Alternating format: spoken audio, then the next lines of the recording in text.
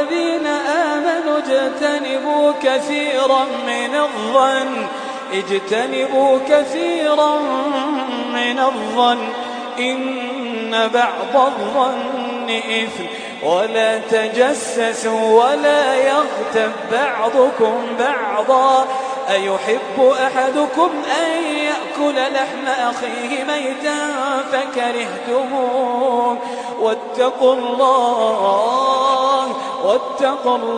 إن الله تواب رحيم.